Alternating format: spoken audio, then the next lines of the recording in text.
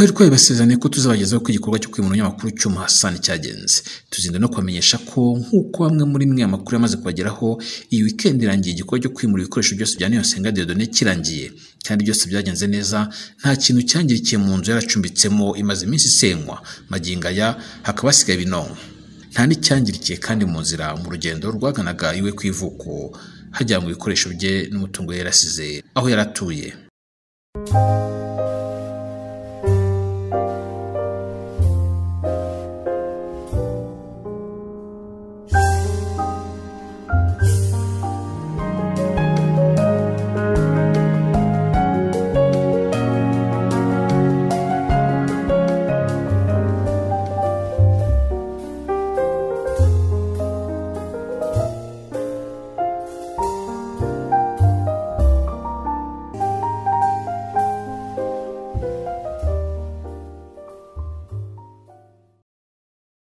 Uku niko mu mpera z'icyumweru dushoje ibyahoze ari icumbi rya Cyuma Hassan ryari risigaye rimeze.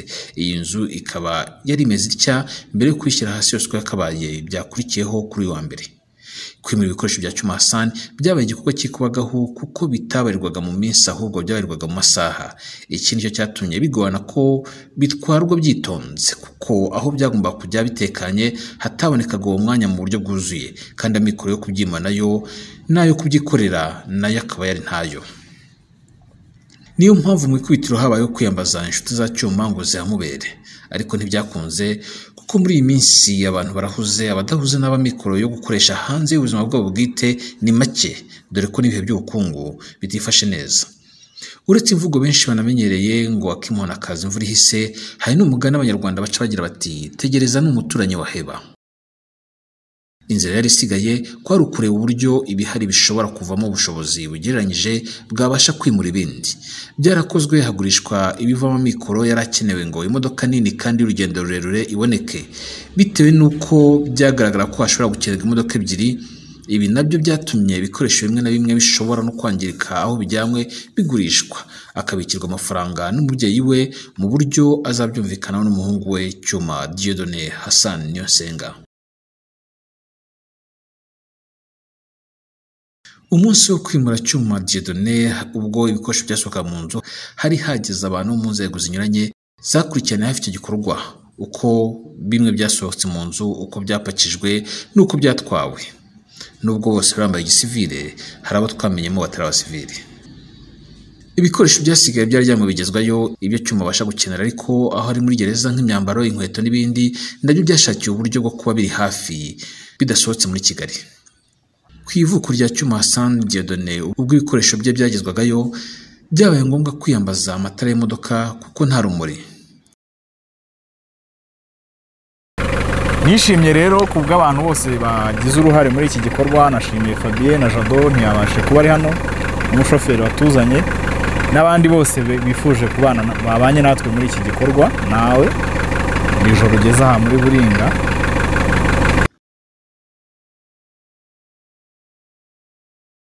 Mbere yo gusoza ikiganiro turaboneraho kandi gusubiza bimwe mu bibazo mwatubajije nyuma yo gukurikira ikiganiro cy'ubushize cyavuga ko aho Cyuma atuye hari gusenywa, ibyo yasize mu nzu bikaba byarabasha kubatikirira. Muri mwe hari abatubajije impamvu iriya nzu iri gusenywa. Igisubizo ni uko hariho gahunda yo kwagura umuhanda ukikiye golf club, bityo abayituriye bakaba bari kwimurwa. Ni igikorwa rusange, si igikorwa cy'umuntu umwe. Hari abatubaje impamvu twibanze ku nzu Cyuma Hassan yaratuyemo, ntituzenguruka akagari kose ngo turebe niba ari nta zindi nzu zasenywe. Igisubizo nabaha ni uko twahagurutse tuzinduwe no gukora inkuru kuri Cyuma n'umutekano w'ibyo yasize mbere yo gufungwa. Hari abandi nabo bazakora izindi nkuru nyinshi ku yandi mazu tutavuzeho yasenywe cyangwa se yabimuwe. Ku kibazo cyo kwibaza niba Cyuma yarasenywe wenyine, igisubizo ni oya. Ariko ko twajyagayo tujya gufatira amashusho ya mbere n'ikiganiro cya mbere, icyari giteye urujijo n'impungenge nuko mu nzu zegeranye niyo yaratuyemo, iyo yonyine niyo yari gusenywa uwo munsi. Amashusho arabigaragariza ko iburyo n'ibumoso bw'icumbi rye andi mazu yaragihagaze. Ikindi cyatumaga byibazwaho nuko icyabanje gutera urujijo none ari uburyo gusenyerwaho inzu. Tubivuze dutya kuko hari hakirimo ibikoresho bye. Kuba iri senya ryaratangiye umunsi ukurikira wo gusomerwa urubanza iyi mpurirane nta kuntu itari gutera kwibazaho niba ari impurirane mpabe cyangwa se ari impurirane mbonezamugambi. Urugendo rwabaye rurerure kandi rwakozwe mu masaha y'ijoro.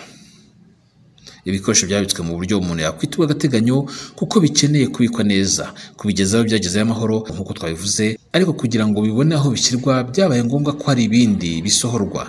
Ibi bikaba bisobanuye ko hagishakishwa uburyo bunoze bwisumbuyeho bwo kubibikamo aho ku ivuko rya Cyuma mu ntara y'Amajyaruguru mu karere ka Gakenke. Umubyeyi wa Cyuma Hassan mu ijambo rye yashimiye bake bari babashije kumwunganira. Ndabashimiye bana banje mbize neza mwamfashije ko gutondeka bya bintu tukaba tubigejeje hano. Mutima mfite muzahorane. Mwana mperekeje mugeza hano. Imana ishimwe. Hari abantu benshi bari bifuje kwifatanya natwe muri iki gikorwa ndetse no gutanga ubufasha bwabo. Ku ruhande rwawe nicyo wababwira? Nabashimiye. Hari bigeze baguhamagara? Hari bigeze baguhamagara bifuza kukugezaho ubufasha? Tumaze gutanga ikiganiro ku munsi w'ejo twifuza ko ibikoresho byazavaho byari biri kugera hano. Abagira neza bamwe bagerageje kumfasha. Aho bakuye Imana izasubize. Hanyuma iki gikorwa nubwo turi kugisoza mu masaha y'ijoro, aha ni iwawe hari abantu benshi bavuga bati Cyuma yari umuntu w'umugabo bitewe n'ibikorwa yagiye akora. Nkawe nk'umubyeyi we kuba uyu munsi uhagaze hano ndetse hakaba hari byinshi Cyuma yagufashije mu buzima bwawe, ahari n'iki wamubwira muri aka kanya? Icyo Cyuma yamfashije yari umwana mwiza, yamfashije kubaka inzu, ariko none yaje kugira ibizazane arafungwa. Hanyuma se urateganya kuzagaruka i Kigali ukaba wamusura ko byemewe ubu ngubu gusura kuri gereza? Nzamusura ngo kumanza kwandika umuntu akaje sinze ko bazamuma. Ntidutewe n'ubwoba n'ibyo tubona. Nta ubundi hari ijambo ry'Imana rijya rivuga ngo ubundi Satani atwereka ibihanga by'abiciwe mu nzira, ariko kuri twe ntabwo ibyo bidutera ubwoba. Tuzagumya dutere imbere, dukosore ibitarakosotse. Ibyango byemere, nta gasozi katagira umuhanuzi. Na Cyuma hano ntiyabahanuriye kandi ntibamwemeraga, ariko abandi bazamwemera. Iyi ni Pax TV IREME News.